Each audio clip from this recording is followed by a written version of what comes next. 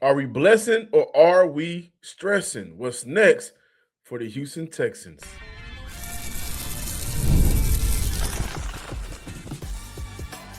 You are Locked On Texans, your daily podcast on the Houston Texans. Part of the Locked On Podcast Network, your team every day. Battle Red Nation, from H-Town to your town. Today's episode and every episode of the Locked On Texan podcast is for Texan fans all around.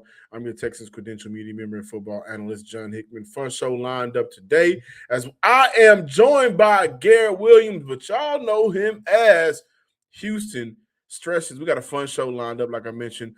Listen, what's next for the Houston Texans? What will the Houston Texans offseason look like, draft look like? And that's exactly what we're going to talk about. Just thoughts on, what the Houston Texans window could possibly look like in the next two seasons with DeMeco Ryan, CJ Stroud, and Nick Caserio running things at all three levels: front office, coaching, and quarterbacking on the field. And also we just look at, how things ended for Houston. What's the best approach to get back to where they were, continue building on 3 seasons with 10 wins in a row, but also getting past the division round? So it's going to be a fun conversation that I can't wait to have. Today's episode is brought to you by FanDuel. It's the last call for football on FanDuel. If you're a new customer, bet just $5 and you'll get $200 in bonus bets. And I want to shout out my everydayers from the Himalayas for making the Locked On Texan podcast your first listen of the day and making the Locked On Network the #1 sports podcast network in the nation. So I think it's time for us to go ahead and dive right into it. Are you blessing? Are you stressing? Let's talk Houston Texans. Oh, sorry. As promised, it says Texans commentator, but y'all know him as Houston Stressans. I call him G-Dub. We just actually talked about that. But it's time to talk Texans, man, and I appreciate you for stopping by. But listen, man, the Texans don't lose a game for 2 months, right? They beat Pittsburgh. Essentially, they retire Mike Tomlin. Don't think Aaron Rodgers is coming back, right? And then against the New England Patriots, where it was a very favorable matchup for Houston, especially with that defense, the season ended with 4 interceptions from CJ Stroud, 5 total, and a crushing loss with a chance to punch in their ticket to the AFC Championship game, something the Texans have never done before in franchise history. Stressans, Garrett, given everything we've seen from the Texans this season, did that moment ruin everything for you? Like, did you see how it went down and you say, you know what? Everything the Texans worked against, started 0-3, it doesn't matter anymore because they couldn't punch it into the AFC Championship game. That's tough. Well, first off, thanks for having me, John. A lot of respect for you and what you guys do on Locked On Texans. But, yeah, it was tough. You start 0-3, you bounce back, and, to me it's a historically great defense, but it didn't get certified because we didn't make a run because of our offense. And what killed me was, that Pittsburgh game. Obviously, Stroud struggled in that game too, but I thought that performance was getting overblown as far as him struggling. Like, I thought he had that one interception that was really bad. And then aside from that, most of it was just like, center to quarterback snap issues, whether it was all on Stroud or some on Andrews, the snaps, the timing. Maybe he just got the yips, but like, to me, that was like an anomaly. It's like, okay, like he's never had issues handling a snap. Like, he'll get that figured out. But that was the dialogue going out of it into the New England games. Like, they can win only if Stroud protects the ball. And I was like getting irritated by it because Stroud, his whole career, has protected the ball well. Like his rookie year, he barely threw any interceptions. And then even this year, like the team as a whole, like did not turn the ball over. So I was like, man, this is a dumb talking point. I don't know why they're doing it. But then the way it happened, they're all justified because it happened in a different manner. And to me, I was blindsided by it. But a lot of people felt like, oh, like that's the narrative now. That's who he is. And so, yeah, I would say the fashion in which it happened. And, I don't know about you, but I know most of us, our expectations going in prior for the Texans was like AFC Championship appearance or bust. Yes. Yeah, we're playing the Patriots. You look at their schedule. They played a weak schedule. You got Drake May. He's young. But, yeah, it was definitely – it's been rough, but like I've processed it. I processed it pretty quick. You kind of realize, pretty soon that, it's the NFL is tough. And I think we kind of got too much into looking ahead to like, oh, we just beat them. And then we got a Broncos without Bo Nix. We're in the Super Bowl. And That that was is a true. talking Like point around the city. You yeah. were absolutely So we had an easy path, but like I also think too, like we're so focused on us and our team, and like if only CJ Stroud didn't suck, we would have beaten them and be in the Super Bowl. I mean, you could make that argument, and I don't know about the other arguments about putting in all these other quarterbacks and you automatically win. But the reality is the Patriots also earn that, dude. Like maybe we're sleeping on the Patriots a little bit too, but like, they've made 3 key plays on their offense that were just really, really good plays. The first one being the touchdown to Pop Douglas on 4th down. Kalen Bullock jumps a tad early, but still tips the ball, catches it, touchdown, where it could have been a turnover on downs. And then the Kayshon Boutte one-handed snag in the back of the end zone on Darius Stingley was insane, bro. Perfect throw, perfect catch. And then the Stephon Diggs catch was insane as well. Like strong hands by Diggs holding on to the ball. So they deserve credit, bro. I mean, there was elements too, like Drake May fumbled a couple times. We don't fall on those fumbles. So if you fall on those fumbles, despite the Stroud turnover, you might still be in it. But yeah, he played bad, but it's disappointing. But, I'm still optimistic and high in this team going forward. So going forward, obviously we know that we're a couple of weeks away from the loss, right? There was a lot of overreactions, including myself, but a lot of people want to get Stroud out the city, right? A lot of people want to move on from Nick Caserio. So my question moving forward is, where's your confidence level in CJ Stroud to right the wrongs? You just recently cut the hair, so that was a talking point. And also in conjunction of, where's your confidence level in Nick Caserio and those two? And do you feel like from a schematic standpoint, they'll figure this thing out offensively to help out the defense? Yeah, I'm confident. I'm probably in the minority, and I guess, probably genuinely known as like a overly optimistic fan. But I don't just think things just because I think guys are good guys. Like I, usually, provide proof of as to why I believe it. But with Nick Caserio, I've kind of been sticking up for him all year, and I thought don't he think was he's kind of bad. I think he's progressed. I think not to cut you off, and I apologize, but I think no, you're good. Go for it. Let's look at what Bobby Slug had to work with in 2024 compared to what Caley had to work with in 2025. Caley didn't have Joe Mixon, right? Caley didn't have Tank Dell for a portion of the season before Tank Dell unfortunately went down with that injury. Caley didn't have Laramie Tunsil. In my opinion, I think Ariante Ursary was the right decision, right? Especially Still moving a rookie, forward. still learning though. Still a rookie, still learning, but he had a stretch of games where wasn't a lot of pressures get allowed. Not a lot of sacks or sacks at all being allowed. But you look at 2 main pieces that Caley didn't have, and so for me, I'm kind of like, well, you got to add too, real quick, the tight ends. Like he's a tight ends coach. I mean, right off the bat, you lose Brevin Jordan, and then you lose Cade Stover. So I mean, you have 3 tight ends, you lose 2 of them right off the jump. You have to rely on a Harrison Bryant to help you get over the hump, and that never panned out. So like, when I look at Caley and also the player-coach relationship and how that led to productivity on the field, I'm kind of like, well, both of these guys were missing 2 key prospects, like two key players where if you have Joe Mixon, then maybe you're not leaning on Woody Marks as much, or maybe you're not looking towards Nick Chubb to be the guy. If you have Tank Dell, maybe we're not leaning on a savior moment from Christian Kirk for 17 regular season games. He only gave Houston 1 game, and that was against Pittsburgh, right? We balled out. But like those two moving forward, before we move on to the next conversation, are you confident that Caley can get the best out of Stroud, and in return, Stroud can, in some ways, lift the offense? Yeah, so to kind of add to that, I mean, one element of why Bobby Slowick was fired, seemingly as you kind of hear stuff that kind of comes out, is like it appears that he wasn't a collaborative OC. He was like an old school, even though he was young, a my way or highway kind of guy. And it was pretty clear that Stroud wanted more input and to be able to kind of put his spin on things. And also, being able to have more control and command, ID in the mic and all that stuff. And then you hear Stroud talk about Caley. He talks about how great the relationship is, how he sees what guys want, to do. But yeah, so again, he's had bad moments like early on and throughout most of the year. The big thing was short yardage play calling. But then you can go back and look at like, okay, well, our interior offensive line was trash, bro. So like you can only call so many plays if you get no push. So that's part of it too. I mean, I don't mean Ed Ingram was great at run blocking, but still. But yeah, and then another factor too is, he came from the Rams, but also the Patriots, and it seems like he's running more of the New England Patriots, which is the Earnhardt Perkins, the EP offense, which is a big part of that is you're allowing players more freedom and flexibility in the pass game to make adjustments on their routes based off of coverage and leverage. And, you got guys that aren't used to it. Really, the only guy that is used to doing that is Dalton Schultz. And that's no reason why that he was the leading receiver on our team.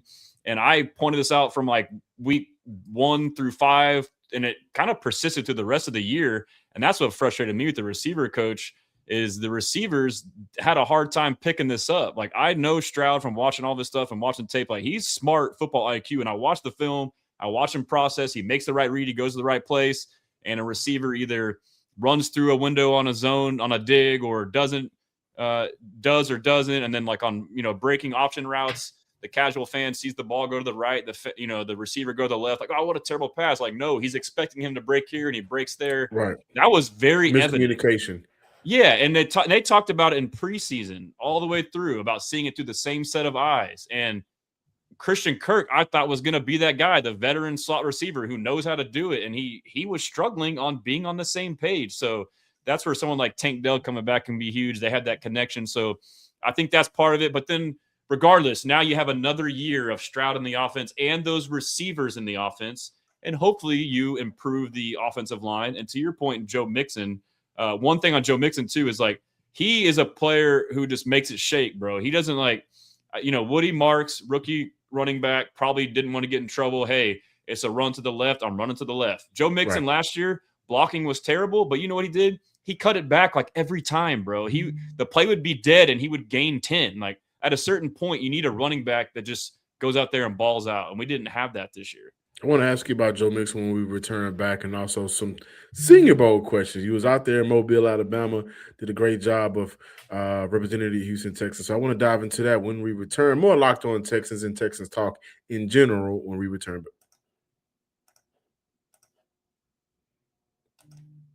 Finding a doctor you actually like and feel like discovering a diamond in the rough. Sure, you want someone who's in network and nearby and has availability, but you also want a doctor who listens, makes you feel comfortable, and explain things clearly. That kind of doctor exists, and you can find them easily on ZocDoc. ZocDoc is a free app and website that helps you find and book high-quality in-network doctors so you can find someone you love without the hassle. We're talking about booking in-network appointments with more than 150,000 providers from across all 50 states, covering 200 specialties from primary care and dentistry to dermatology and eye care. You can't beat that, guys. So why try to beat it? You see real-time availability and book instantly. No phone calls, no waiting on hold. You can also read verified patient reviews so you feel confident choosing the doctor you actually like. Stop putting off those doctor's appointments and go to ZocDoc.com/LockedOnNFL to find and instantly book a doctor you love today. That is ZocDoc.com/LockedOnNFL, ZocDoc.com/LockedOnNFL. Thanks to ZocDoc for sponsoring this message. Also, this is a perfect time to let you guys know that if you've ever hired someone who've looked good on paper but wasn't the right fit, then you know how important it is to never go through that again. When you want candidates who truly match what you're looking for, trust Indeed sponsored jobs. Hiring Indeed is all you need. Stop struggling. Stop struggling to get your job post seen on other sites. Indeed sponsored jobs put your post at the top of the page and help you reach the right candidates faster. According to Indeed sponsored jobs and Indeed data, sponsored jobs posted directly on Indeed are 90% more likely to report a hire than non-sponsored jobs. Spend more time interviewing candidates who checks all the boxes with less stress, less time, and more results using Indeed sponsored jobs.com. Listeners of this show get a $75 sponsored job credit to help give your job the premium placement it deserves at Indeed.com/LockedOnNFL. Just go to Indeed.com/LockedOnNFL right now and support the show by saying you heard about Indeed on this podcast. Terms and conditions apply. Hire and do it the right way with Indeed. We are back talking Texans with my man G-Dub, but y'all know him as Houston Stressans. Now, let's revisit the Senior Bowl. And you conducted some great interviews. I think a bulk of them, if not all of them, on your social media page on Twitter at Houston Stressans. But who was a player that had Texan written all over them after speaking with them? Like when you walked away, you was like, man, you know what? Second round, Houston has 2 second-round picks. Third round, fourth round, Houston has 2 fourth-round picks. And we know the background of Nick Caserio. He'll look at that pick in the first round and say, you know what? The value for the player ain't really there. I'm going to trade back, right? So Houston could very well end up with 3 second-round picks. But who's a player that made you say, you know what? We need him. This is a player that maybe in the middle of the roster, maybe at the top of the roster, maybe at the bottom of the roster, the Houston Texans could absolutely use. It'll be tough for me to say one, and first off, appreciate it. And then while I was there too, I got recognized by Cole Popovich, the offensive line coach. I saw that picture. And said, "What's up, Stressans?" and talked to him for like 10 to 15 minutes. Couldn't have been a nicer guy. And then went on the field interviewing, ran into Nick Caserio and Frank Ross, introduced myself, recognized me, talked to him for a good 5-10 minutes. Couldn't have been a nicer guy. So I was like, did he give you a sign? A vest? Did he did he give you a signed vest? We're not there yet. I'm still working my way in that relationship, but I will have to get there soon. But yeah, so obviously I looked in going to this as like, needs. Obviously offensive line is a big one. So I was like locked in on the trenches. And the first guy that caught my eye, my buddy had told me about him prior, and you notice him on the first practice, even in walkthroughs, was Jennings Dunker from Iowa. He's a right tackle who's projected to kick into right guard.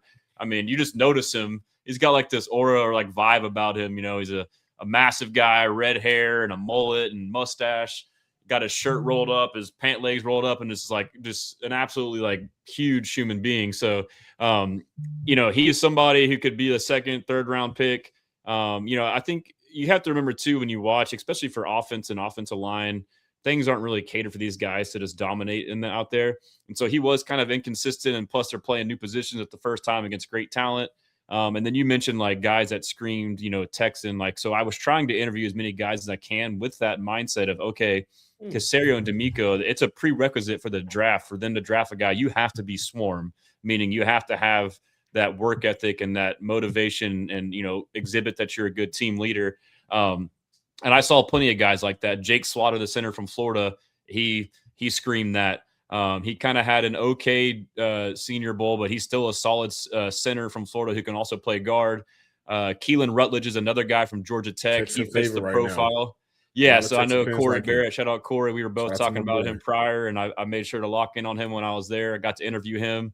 I mean, you talk about Swarm, the guy, I believe in 2023, his second to last year, got in a car wreck, almost had his foot amputated, played through an injury, put lesser film out there, sacrificed to help his team, and then came back, had a good, final season. And then now asked him about that. And he's a bigger body guard who can also play, snaps at center and both guards. But talking to him, he has that Swarm mindset. He's an angry, physical finisher. Didn't win all of his reps, but he has a lot of what you want to see.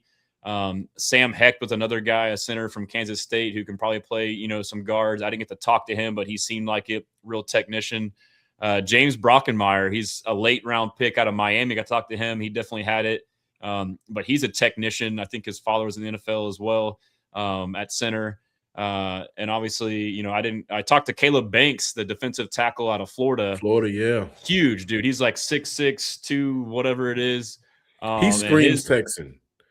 He does. And so my interview with him was like, you don't know how guys are, and you don't try and like judge people too much. But you kind of get a feel for them. Like, I asked him a question, like I was asking like generic basic questions that would kind of give me that answer. I'm like, what's your mindset when you're out there? And he's like, my mindset is like, I'm trying to feed my family. Like, so it's like this guy in front of me is trying to stop me from feeding my family. I was like, damn, bro.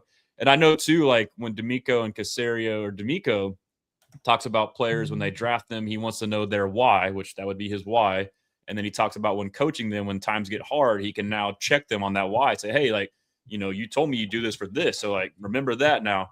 And so I asked him like, what's your why? He's like, oh, it's my mom, and he's like, and I was out there today, like my mom was watching. I couldn't let the man in front of me whoop me because my mom you're not going to embarrass me in front of my mom. But like he had a good personality too. He had a good mix of like, kind of like Kamari, dude. Like this, and then like he had a fun, bubbly personality where he could kind of joke around, but he was also like really locked in. So he was dope to see. Those are guys just off personality, but obviously Max Ihanakor, I'm sorry, I believe is how you pronounce it, from Arizona State. He's a right tackle from Arizona State, new to football, came from overseas early in his life and played soccer and basketball, has only been playing since college for 3-4 years. Raw talent. People are saying he's similar to Ursary in that sense, just like as far as a prospect, but really good foot movement. I thought Cronenworth, the tackle from A&M, was also, or I'm sorry, Crownover was a pretty good one as well. So plenty of linemen there that you can get second, third round that played well. And then, running backs were kind of hard to scout. That's what I wanted to ask you about next. Yeah. Like, obviously, the running back position for the Houston Texans, that's been a major conversation, especially considering Joe Mixon's future and how everything was just kind of hush-hush, keep it on the low in 2025. Really quick, what's your thoughts on Mixon's future here in Houston? And give me one running back that if you were drafting for the Houston Texans, you say, you know what, this is a guy that I think we can, if we move on from Joe Mixon, I trust this player to kind of extend our running back room and add to it.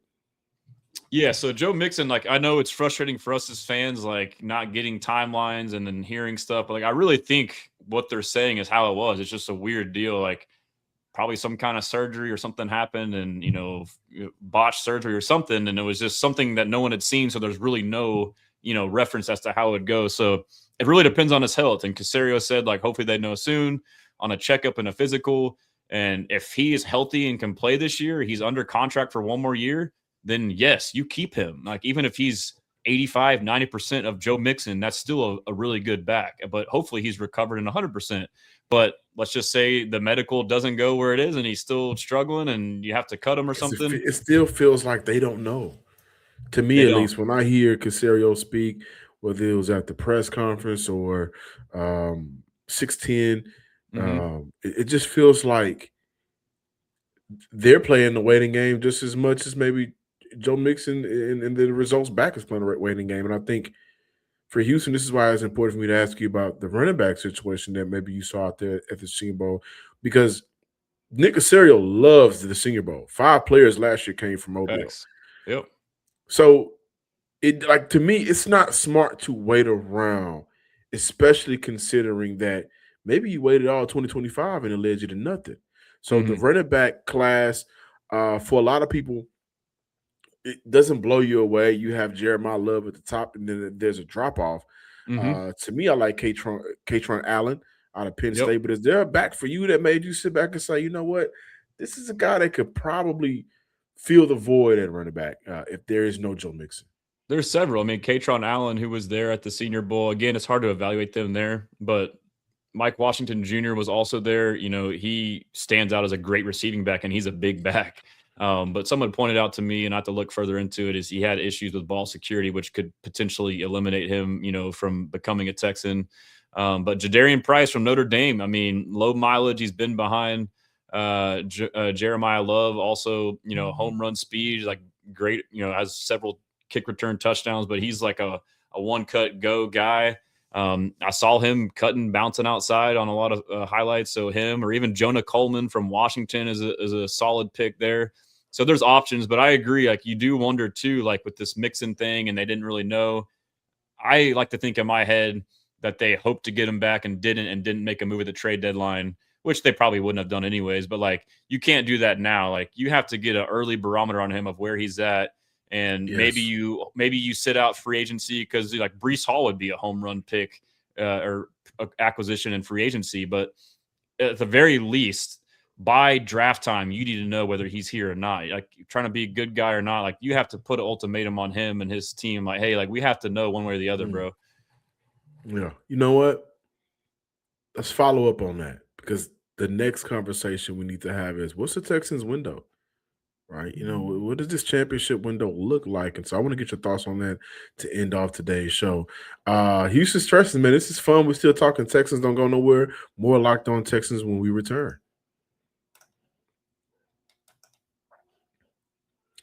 Texan fans, like I mentioned, it's important to talk about the Houston Texans, and we will. But what if sports were traded like markets, right? Now you can put your sports IQ to work in real time with Robinhood market predictions. It's not just you against the house. It's you participating in a live market. You can buy or sell your positions live all game long. Use your sports knowledge in the moments that matter. Robinhood Prediction Markets changes the game. It's people move the action. So when momentum shifts, you can move with it. I always knew the game, but I never had a real dynamic way to apply that knowledge. Now I can actually take part of it live. It's a market powered by the people, right? We are the people. It's powered by us. You're no longer just a spectator. You decide. You play by play. Trade every play with Robinhood, now available across the U.S. Download the Robinhood app now to begin. And also, listen, a lot of us, we do a lot in our everyday lives. As the new year gets going, a lot of people are trying to simplify their routines. Dinner is a big one. Between busy work days, cold winter nights, and packed schedules, having an easy, reliable dinner plan makes a huge difference. That's where Home Chef comes in. Meals come ready to fit your schedule, 30-minute recipes, oven-ready trays, or quick lunches. Over 30 weekly options, including family-sized meal portions that they offer, different dietary choices as well. Save time and money. Home Chef customers save an average of $86 per month on groceries. You got to love that, right? So for a limited time, Home Chef is offering my listeners 50% off your first box, free shipping, and free dessert for life. Just go to homechef.com/locked-on. That is homechef.com/locked-on for 50% off your first box, free shipping, and free dessert for life. Must be an active subscriber to receive free dessert. Closing out this episode with my man G-Dub again, Garrett Williams, Houston Stressans. How long is this championship window open for Houston? Real quick, couple names too from Senior Bowl. Sam Roush, tight end, and I heard a lot about him. Borkcher from A&M. I think we need a blocking tight end. They both look good at the Senior Bowl, but the window is longer than most people think. I know it's like, you have like the Super Bowl window with a rookie or a quarterback on a rookie contract, but I do think the Texans will extend. That's another conversation for another time. I think they will extend CJ Stroud for more than what people think. For that. Yeah, I'm gonna write an article on it, but I got a pretty good.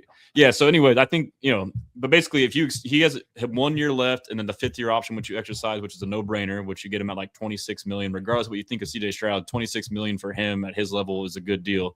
Absolutely. So you got at least 2 years, and then if you do extend him, normally you kind of back, and you got Will and all these contracts, but you backload those contracts, so like those big cap hits aren't really until like year 2, 3, and 4. So you got, I would say, at least 3 years as far as that, but like. I think they're going to be able to, like, it's just going to change the way the team is. Like right now, you're able to, D'Amico, spend capital and money on the defense. But he's shown that he can get guys on defense that are, no-name guys that are backers, late-round picks. Look at the interior defensive line. He can get guys like that, and even draft guys, 3rd, 4th round in the secondary that he can coach them up. Like, so he can maximize on the defensive side. So eventually, if you start to have to pay money elsewhere, he can really, make it worthwhile there. So to me, as long as I know people aren't high on Stroud right now, as long as Stroud and D'Amico Ryans are here, the window is open. But as far as being like wide open, is wide open in my opinion for at least 2 to 3 years. I like that. And you know what? One thing I talked about earlier this week, Kamari Lassiter having 2 years left, and Kalen Bullock having 2 years left under their rookie deal. As cheap because that's a 2nd round pick, and Lassiter, 4th rounder for Hawk. So yeah. So like you look at they're not. It might have been 2nd and a 3rd actually, I believe. Well, so Kamari was 2nd for sure. I think Caleb Bullock was 4th round, but maybe late 3rd. It could be, yeah. Either way, those are 2 players that are playing at an extremely high level, but the paper don't match up, right? Now, so I think that extends the window for the Houston Texans. How confident are you in Nick Caserio though to get Houston over the hump, especially this offseason? Where the last time we saw the Texans, Andrews was getting knocked back in the backfield. The left guard situation was not great. They wasn't able to run the ball. Like, they need a new center. They need a new guard. They can approach the draft. They also got to look at free agency to bring in some vets. How confident are you right now in the general manager to figure this thing out and get Houston where they need to be? That's a good question. So, I mean, I used to be like blindly, because it was early in the rebuild, like he's the best ever. Every movie he makes is genius. And I started to realize those conversations a couple years ago. Yeah, so I'm kind of realizing now, like, all right, like maybe not everything's perfect. I still think he's overall a great GM, but I wasn't a fan of initially the approach to the O-line that him and D'Amico took and criticized it. But then the more I dissected it, listened to him talk about it, I kind of bought into their plan and vision, and it kind of worked to an extent. But I agree, man. Like that's a big question mark, and we'll see how it goes. But like, you got to do something better. Like, I mean, as well as the numbers look for the O-line as far as like sacks and pressure rate being low. But if you look at like other metrics like win rate, pass block win rate, run block win rate, like we're terrible. So like it was masked heavily by scheme. And that was another part of Caley. His hands are tied because he couldn't do anything but quick passing game. Same for CJ Stroud. He couldn't do anything but quick passing game. Otherwise, he would get sacks and pressure. So you kind of had to pick your poison, had this plain vanilla offense. So, yeah, I mean, I want to see something. And I will say this too. As we approach free agency, that'll probably start kicking up in all of us in our community. Don't forget that just because a guy's not a free agent, that guy can't be acquired by us. Like Nick Caserio has a penchant for finding guys that are potentially going to be traded or on the block and trading for them. And so those are names we need to look out for. Like Joe Mixon, that's how we acquired him. Christian Kirk, that's how we acquired him. So hopefully he can do some of that with the O-line. Stephon too. Stephon as well. Yeah, exactly. So he gets creative, he talks about all these GMs about winning on the margin. So that's like probably his way of like trying to win on the margins. But I want to see a veteran guard too. Like I haven't dove too much into it, but someone last year that I wanted who's now a free agent again, Kevin Zeitler. I know he's getting old, but like he's old, he's experienced. I mean, obviously we all know like if there's a way to get Tyler Lindenbaum, like a ridiculous proven center, that would change everything. But you probably need to get a legitimate interior offensive lineman in there this year. So I agree.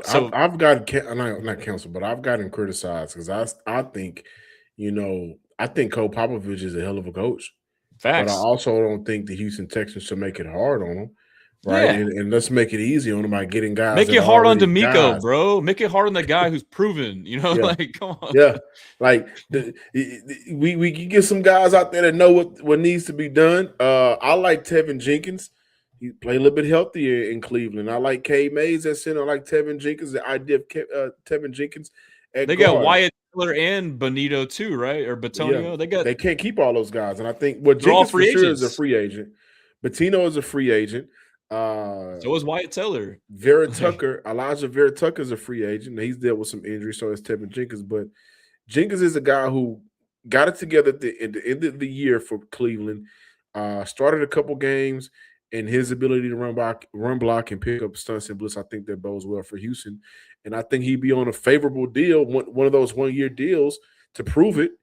And you look at the max value that you get for cheap. So you draft the guard and draft behind him, and the guy behind him could potentially start, but worst case he's depth as that guy gives you his year. Absolutely. And look at Ed Ingram too, like right tackle, and draft your right guard if you don't re-sign Ed Ingram simply because Aaron Wilson report he may get priced out from Houston. Yeah, and we got him for what, like pennies on the dollar. So like now in your mind is like we can find guys. We've proven we can find guys that are getting overlooked, get them in the right system, and get more out of it. So like I would assume just off that it's going to be tough to re-sign Ed, where they can go and try and replicate that same thing. Yeah. Stressans, Garrett, I'm calling you Garrett. Call me whatever you want, bro. Thank you for stopping by, man. Please let the listeners and viewers, I'm pretty sure they already follow you, but let everybody know where they can find your great work. Yeah, appreciate it, John. It's either at Texans Commenter or at Houston Stressans, STRESSANS. It's on TikTok, Instagram, Twitter, Facebook, YouTube. Got a website, HoustonStressans.com. I'll start writing articles here now that the off season's up. Got a free newsletter. But yeah, man, I'm one of y'all. I'm just like John. Love talking ball, man. And you do a great job at it. Definitely, we got free agency next month. Draft after that.